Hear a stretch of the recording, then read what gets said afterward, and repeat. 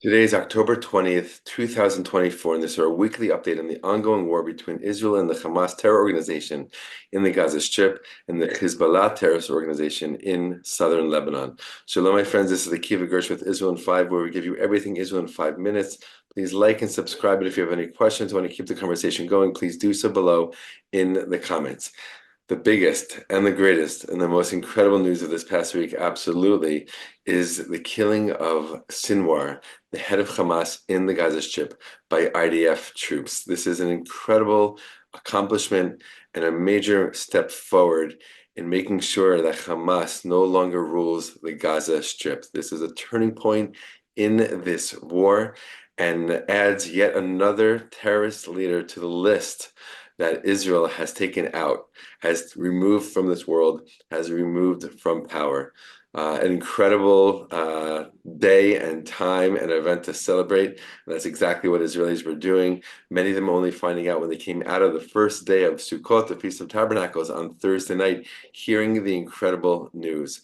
And it is an a major advancement and step forward in this war. Israel was looking for Sinwar this entire past year, and we now know that he went into hiding one day before the war. Israel just released footage of Sinwar going to the tunnel with family members and supplies on October 6th, right, leaving his people to what he knew would be the Israeli IDF retaliation to the attack that Hamas launched on October 7th, the very, very next day. Israel has been looking for Sinwar this entire past year. And apparently, he was trying to move into a humanitarian zone in the area of Rafah, an area that many people around the world were saying to Israel, don't go in, don't go in. It's going to be a humanitarian crisis, which it wasn't. Israel did go in. And as a result, they found hostages there, both dead and alive, and in the end found Sinwar. It was actually not a, a mission of the Mossad, Israel's spy agency. It wasn't something carried out by top elite forces. This was kind of a routine patrol that was being carried out by regular IDF soldiers. They saw terrorists leaving a building. They pursued them. They shot them, and they knew that one was still left in the building. They shot at the building. They sent in a drone. We have the drone footage from this to see what the situation was. They saw the terrorists inside, and they ordered a tank shell to be shot at the building. The building partially collapsed on this person. The next day, only the next day, did they go and see who was there and to find the body. And they saw the soldiers who were there, so that had an incredible resemblance to Sinwar. DNA tests were carried out, and it was shown without a doubt that this was indeed Sinwar. Hamas itself has announced the fact that he has been killed. So an incredible day in Israel, an incredible day in this war. In other news, troops do continue to fight in the Gaza Strip. Unfortunately, two soldiers in the Gaza Strip just yesterday were killed, or 2 days ago, I should say.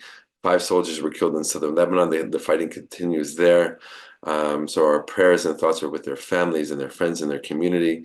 But Israel continues to go after Hezbollah in Southern Lebanon, all the way up to Beirut, really taking out its infrastructure and its ability to be a security threat to Israel, with the goal of returning the tens and tens and tens of thousands of Israeli civilians who have been out of their homes since the beginning of this war, now already over a year. So these are the two major fronts still happening, with troops moving deeper into southern Lebanon on the ground as well.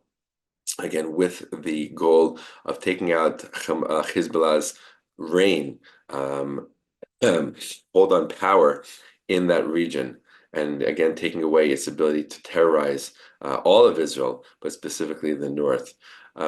People are still waiting to see what will be the Israeli retaliation to the attack by Iran just a few weeks ago, where about 200 ballistic missiles were shot at Israel. Thank God Israelis were safe and not harmed, but still Israel has been planning its retaliation attack and saying that it will be major, it will be severe, and it will be historic.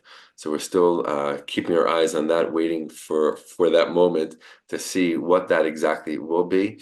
But again, it's a mix of emotions, both mourning those soldiers who fell in this past week both in Gaza and in Lebanon, and also celebrating the incredible victory, the incredible accomplishment of taking out Sinwar in a house in southern Gaza. Lastly, very important to note that Hezbollah sent in a drone, a military drone, into Israel just yesterday, targeting the house of Prime Minister Benjamin Netanyahu in his house in Caesarea, on the coast of Israel.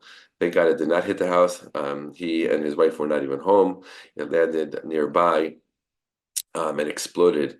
But this again is also looked at and considered a serious escalation, and one that Israel will respond to as well in the right time and in the right way. As always, thank you for your blessings, your support, and your prayers for Israel. All the best, and be well.